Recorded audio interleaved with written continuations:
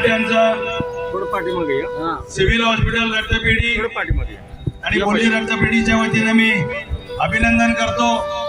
मित्रांनो, आपण ज्या वेळेला संप करतो त्यावेळेला ज्यांना कोणत्या प्रकारचा आजार नाही असा कुठलाही तरुण वय वर्ष 18 ते 60 वर्षापर्यंत कुणी माणूस रक्तदान करू शकतो। रक्तदान केल्यानंतर भविष्यामध्ये जर का आमची पेन्शन नसेल तर आमचं कुटुंब अंधारात आहे। या पुढच्या आंदोलनामध्ये आपल्याला कुटुंबाला सोबत घेऊन आंदोलन करायचं आहे, कारण जे सरकार पेन्शन देत नाही म्हणते त्या सरकारच्या विरोधात जर आम्हाला बोलायचं असेल, घरातल्यांची सुद्धा साथ पाहिजे, कुटुंबाची साथ पाहिजे। आपण जर जागृत होत आहे, आपल्या कुटुंबातल्या सदस्यांना सुद्धा आपल्याला जागृत करायचं आहे, कुटुंबाला सोबत घेऊन या, इथून पुढच्या आंदोलनात तीव्र करायचे आहे।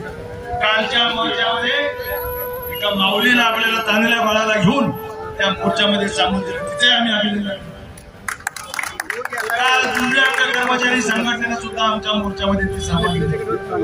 काही तर दिव्यांग बांधव पाठीमागे आपल्याला दिव्यांग एका सहकार्याला घेऊन त्यांनी मोठा झेंडा, जुन्या पेन्शनचा झेंडा त्यांनी विरोध या ठिकाणी आणला। या सगळ्याचं आपल्याला अभिनंदन करायचं आहे। वेगवेगळ्या पद्धतीने आंदोलन करणारे आपले बांधव आहेत। जिल्हा परिषद आरोग्य कर्मचाऱ्यांचा मला कौतुक वाटतं। कोरोनाच्या काळामध्ये पीपी किट घालून काम केलं, परंतु आमच्या कामाची सरकारला जाणीव नाही म्हणून फार उन्हामध्ये ते मोर्चामध्ये येत असताना पीपी किट घालून त्यांनी मोर्चा सहभागी झाले। मित्रांनो, आपण 5 मिनिटं पीपी किट घालून थांबू शकत नाही, परंतु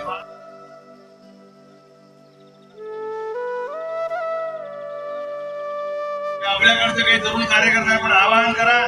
उन्हाळा सुरू झालेला आहे, रक्ताचा तुटवडा सगळीकडे आहे। आज आपण सगळ्यांनी रक्तदान केलं।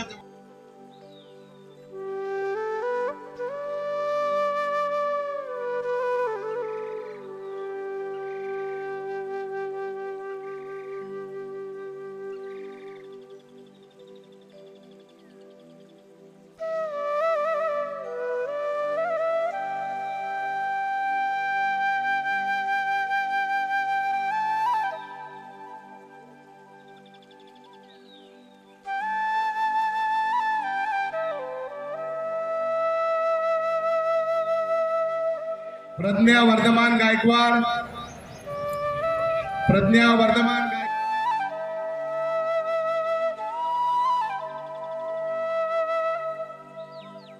ज्यांना कोणत्या प्रकारचा आजार नाही असा कुठलाही तरुण वय वर्ष 18 ते 60 वर्षापर्यंत कुणी माणूस रक्तदान करू शकतो। रक्तदान केल्यानंतर 1 दिवस